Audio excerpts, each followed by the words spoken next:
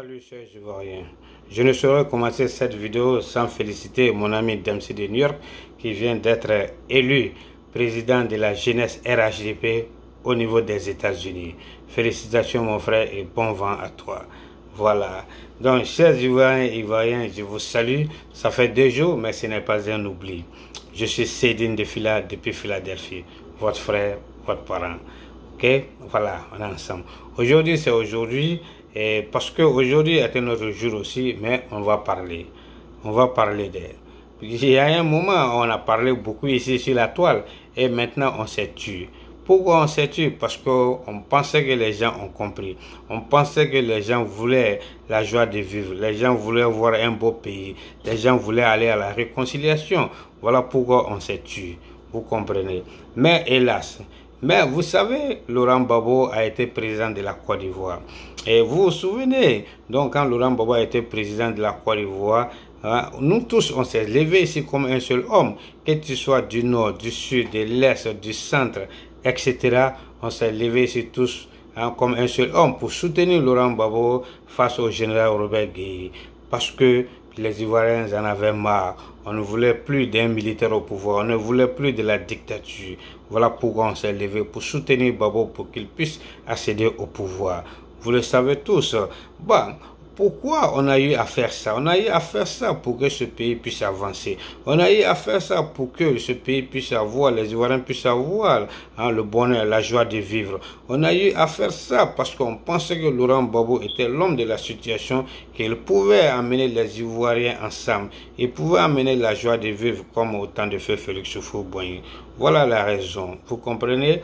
Parce qu'avec Bédié, né avec le général Robert Guèye, les Ivoiriens ont tout vu et ont tout subi, tout sauf le bonheur. Voilà pourquoi on a choisi Laurent Gbagbo au détriment du général Guèye. Vous comprenez? C'est ça la réalité des faits. Donc aujourd'hui, voilà des gens, les Laurent Gbagbo, les Katina, les Lorugnon, les Linda Kouassi, les Damana Picasse et j'en passe. Ces gens-là ont oublié hier que nous, on les a soutenus pour qu'ils puissent être là où ils sont aujourd'hui, pour qu'ils puissent avoir le statut qu'ils ont aujourd'hui. Ils ont la mémoire courte. Vous comprenez? Mais aujourd'hui, beaucoup d'entre eux, ces mêmes personnes-là, sont en train de nous traiter de tout et de rien. Ou bien, voilà, nous sommes devenus leurs propres ennemis. Nous sommes vraiment devenus leur ennemi numéro 1 aujourd'hui. Et ces gens-là nous traitent d'Ivoiriens de seconde classe. Vous le savez. Mais bref, on ne peut pas rentrer dans tous les détails. Donc, vous savez l'histoire déjà. Mais donc, aujourd'hui, la Côte d'Ivoire est enviable. Aujourd'hui, la Côte d'Ivoire est en bonne santé grâce au président Ouattara. Et tout le monde veut devenir président de la Côte d'Ivoire, ses opposants, parce que le président Ouattara a fait un travail remarquable. Vous comprenez? Donc, on est dernièrement avec un bétail. Côte d'Ivoire ou bien c'est ça la réalité. Donc on doit remercier le bon Dieu de nous avoir donné un président comme le président Ouattara. Voilà, donc aujourd'hui nous on ne parle plus, on n'a plus rien à dire parce que les preuves sont là. Il faut être aveugle pour ne pas voir la Côte d'Ivoire d'aujourd'hui, pour ne pas voir le beau travail du président Ouattara.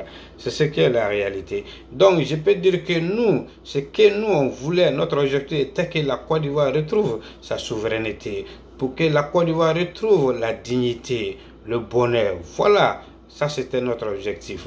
Je ne dis pas que tout est 100%, que tout est acquis. Voilà, mais ce que je peux dire aujourd'hui, la Côte d'Ivoire est respectée. Les Ivoiriens sont respectés. La Côte d'Ivoire est enviable aujourd'hui, partout dans le monde entier. C'est ça qui est la réalité. Parce que ceux qui voyagent dans les pays blancs et occidentaux, ils peuvent témoigner. Il n'y a pas de débat sur ça. Donc, je peux dire aujourd'hui que je remercie le bon Dieu d'avoir donné à la Côte d'Ivoire un président comme le président Ouattara. Parce qu'on ne peut pas comparer la Côte d'Ivoire d'aujourd'hui et la Côte d'Ivoire du temps de Laurent Gbagbo. Vous le savez, il n'y a pas de comparaison. Donc, il n'y a rien à dire. Donc, voilà. Parce qu'au temps de Gbagbo, l'Ivoirien était vraiment... n'était pas respecté dans le monde entier. Vous le savez, vous tous.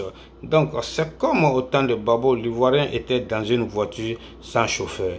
Et aujourd'hui, on veut nous ramener, nous faire monter dans cette même voiture sans chauffeur. Mais ça, c'est la mort totale. Ça sera le carnage total. Voilà, donc, et voilà pourquoi nous on a dit non en 2010-2011 et on s'est tous levé un coup, hein, comme une seule personne pour choisir, pour voter le président Ouattara pour le bonheur de ce beau pays. C'est ça la réalité. Mais je peux vous dire aujourd'hui, vous les Ivoiriens, vous pouvez regarder Laurent Gbagbo et ses disciples aujourd'hui. Ces gens-là ont détruit ce pays. Ces gens-là ont divisé ce pays. Ces gens-là ont transformé ce pays en champ de bataille. Ces gens-là ont transformé ce pays en charnier. Vous le savez, ces gens-là ont déchiré, ils ont mis ce pays-là à terre, sur les roues. C'est ça la réalité. Donc, vous pouvez constater aujourd'hui, on ne peut pas donner ce pays à des gens comme ça encore. Non. Dieu a sauvé la Côte d'Ivoire. C'est ça la vérité. Mais regardez Laurent Gbagbo aujourd'hui. Sa parole n'a plus d'effet. Laurent Gbagbo n'est plus crédible. Dans la camp, vraiment, Barkata la tournée. C'est ça la réalité. Donc, Gbagbo Laurent qui est là, on peut le comparer à quoi? Comme un sujet de dissertation. Parce que lui seul, il est l'introduction, lui seul, il est le développement, lui seul, il est la conclusion. C'est un monsieur, vraiment, il dit ça aujourd'hui, demain, il change. C'est un caméléon. Mais on connaît Chanima Tchoumé, Kabe Parame, ou bien... Voilà, on s'en va seulement. Continuez dans votre bêtise politique. Vous allez le regretter un jour, vous les gars. C'est ça la réalité. On peut dire vraiment que voilà, Blaise Gbagbo a déçu. Il a déçu la jeunesse ivoirienne. Gbagbo a été vraiment une déception pour cette jeunesse ivoirienne. Voilà, Gbagbo, Awafana ko Gbagbo ko oron fleni ko oron be saya feni malo ya quoi. Mais Gbagbo te malo de quoi. C'est ça la réalité. Donc, vraiment, il a déçu la jeunesse et il a hypothéqué l'avenir de cette jeunesse ivoirienne aujourd'hui. C'est ça la réalité. Donc, aujourd'hui, vous savez, ces gens-là, ils ont les moyens aujourd'hui de diffamer, de dénigrer le président Ouattara. Mais ce qu'eux, ils oublient, ce qu'ils ignorent, ils n'ont pas les moyens d'enlever ce que le président Ouattara a dans sa tête, c'est-à-dire l'intelligence, l'astuce, voilà, la vision qu'il a.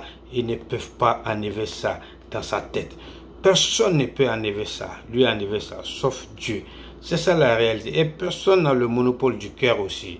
Parce que la pensée, les idées, la vision que le président Ouattara a, l'intelligence qu'il a, personne ne peut l'enlever ça et personne ne peut l'empêcher de travailler ça, de développer ça, de mettre ça en exercice. Personne.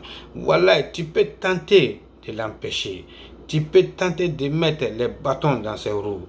Mais tu ne peux pas arriver. Tu ne peux pas arriver à l'arrêter. C'est ça la réalité. On a trop vu ça. Il y a eu plein d'exemples. Voilà, Bédié, Guéhi, Babo, on a vu ça. Voilà, ils ne peuvent pas. Voilà, personne ne peut contre la vérité. C'est les hommes qui se déplacent, la montagne est là. C'est ça le président Ouattara. Voilà, donc c'est ce que les gens doivent comprendre. Parce qu'un travailleur, un bosseur, on le reconnaît par ses actes, par sa vision. C'est ça la réalité. Parce que le développement, l'avancement, le progrès d'un pays ne doit pas être un problème de personne. Je pense qu'on doit quitter dans ça. C'est ça la réalité. Parce que ce que vous devrez comprendre, si c'était un problème de personne, le président Ouattara n'allait pas collaborer avec le président Bédié ni Babo, voilà, Bilay. Ou bien, voilà. Donc, je pense qu'on doit remercier Dieu de nous avoir donné un président comme le président Ouattara. Parce qu'il me semble que la Côte d'Ivoire n'aime pas un bon fils. Pourquoi il va être dignement fait? C'est ça que je suis en train de voir. Parce que tu as beau faire, tu as tout fait, ces gens-là, ils essaieront toujours de mettre les bâtons dans tes roues. Pour saboter, pour échouer, pour te faire échouer. C'est ce qu'ils veulent faire au président Ouattara. Mais ce n'est pas sérieux. Il faut arrêter ça. Si on ne peut pas l'aider dans sa tâche, il ne faut pas qu'on va saboter son travail. Voilà la réalité. Donc, ils oublient qu'il y a le retour du bâton aussi. Quand je les vois, ils sont contents que la pluie vienne pour qu'ils détruisent le goudron. Comment on peut réfléchir comme ça? Le président Ouattara, il va partir, mais ces goudrons-là vont rester. Au fond, il y a fait. Ça est là, on en bénéficie aujourd'hui. L'Africain ne peut pas évoluer. L'Africain est très jaloux et égoïste. C'est très mauvais. Donc, prions Dieu pour que la paix de Dieu puisse prendre nos cœurs. C'est ça la réalité. Donc, je pense que c'est ça la réalité. Nul ne connaît demain. On connaît aujourd'hui, mais on ne connaît pas demain. Donc, personne n'a le monopole du temps. Personne n'a le monopole du temps, plutôt. Personne n'a le monopole du temps. tu vas faire ton temps, tu vas tout faire, mais tu vas partir un jour. C'est ça la vie. Donc il faut que Babo, Bédié et ses disciples, leurs disciples puissent comprendre cela. C'est ça la réalité. Donc voilà des gens dont on a pris l'argent du contribuable ivoirien pour leur donner, pour qu'ils puissent sauver l'école ivoirienne, pour qu'ils puissent améliorer le secteur de la santé, pour qu'ils puissent faire des infrastructures pour la Côte d'Ivoire. Ces gens-là n'ont pas pu résoudre ces problèmes-là. Ils n'ont même pas été capables de protéger la Côte d'Ivoire et la population ivoirienne. Voilà. Et on parle de ça, ils ne veulent pas qu'on parle de ça. Pourquoi? Vous êtes qui qu'on ne peut pas vous parler de votre échec? Non. Voilà des gens qui se disent panafricains démocrates. Là, je suis désolé. Vous voyez? Mais ces pays blancs dont vous enviez, ces pays blancs dont vous courez pour aller l'Occident là, mais vous savez comment ces pays-là ont été construits? C'est ça la réalité. Voilà. Ces pays-là n'ont pas été construits sur le mensonge. Tout sauf ça. Voilà. Ces pays-là, hein, ceux-là, ils n'ont pas été construits sur les mensonges. Mais quand vous partez là, vous refusez de retourner chez vous en Afrique là. Vous refusez de retourner en Afrique. Pourquoi? Parce qu'il y a une cause. Donc il faut qu'on parle de cette cause-là. Quelle est la cause là? On doit le savoir. C'est ça la réalité. Mais ces gens-là, vous vivez dans ces pays, France, Italie, etc., ou bien aux États-Unis. Vous vivez dans ces pays. Vous travaillez dans ces pays. Vous gagnez vos pains dans ces pays. Vos droits sont respectés dans ces pays. Vous bénéficiez des mêmes droits que ces blancs-là dans leur propre pays. Mais vous devrez savoir qu'il y a eu des gens, il y a eu des personnes qui se sont battues, qui se sont sacrifiées pour que nous, aujourd'hui, les immigrés qui viennent dans ces pays-là, nous, on bénéficie de ces droits-là. Donc, voilà la raison pourquoi le président Ouattara et ses collaborateurs sont en train de travailler, sont en train de se sacrifier pour que nous, nos enfants, nos petits-enfants puissent bénéficier des droits aussi dans notre pays comme dans les pays développés. Voilà pourquoi nous on soutient le président Ouattara. C'est ça la réalité. Donc moi je pense que ils doivent comprendre, ils doivent penser à leurs enfants et à leurs petits-enfants. C'est ça la réalité. Donc ces gens-là, ce sont des égoïstes. Ils ne pensent qu'à leur propre intérêt. Donc moi je ne peux pas m'asseoir et puis regarder ces opposants-là détruire ce pays, instrumentaliser notre jeunesse au profit de leur propre intérêt personnel, leur intérêt égoïste. Non, là je suis vraiment désolé. Voilà, je ne peux pas l'accepter. Vous comprenez? Et quand il est demain, ils tous disent qu'ils sont patriotes. J'aime la Côte d'Ivoire. Mais quelle preuve? Qu'est-ce qui prouve que vous aimez la Côte d'Ivoire? Je pouvais comprendre que M. Katina est venu au débat face au ministre Touré Mamadou et il a apporté le bilan, le programme aussi du PPAC, ou bien version FP, version PPAC, il a apporté leur programme. Et il vient nous dire son programme, ce qu'ils ont. Nous, on va faire ça. Nous, on va faire ça pour la jeunesse. On fera ça pour la Côte d'Ivoire pour que le pays avance. Et Touré Mamadou allait dire, nous, on va faire ça. Nous, on a fait ça. On fera ça pour la jeunesse et pour le pays pour que le pays avance. Chacun envoie son idée, son programme.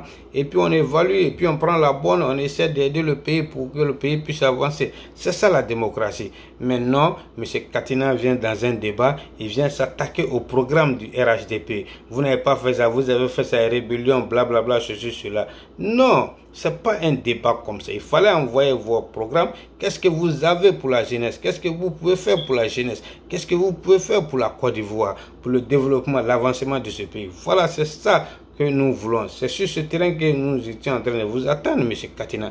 Et non venir s'attaquer au programme du RHDP pour essayer pour dénigrer le RHDP. Non, c'est pas la démocratie. Et nous faire envoyer encore en arrière. Non. Nous ne voulons plus de guerre ni de haine. Je dis la jeunesse ivoirienne, soyez prudente. Prenez conscience. Songez à vous-même. Songez à votre propre avenir d'abord. Aimez-vous d'abord et puis après aimez votre pays avant d'aimer un leader. Ne donnez pas votre vie à un leader politique. Soyez conscients. À bon entendeur, salut. Peace out. On se reprend à plus tard. Bye bye.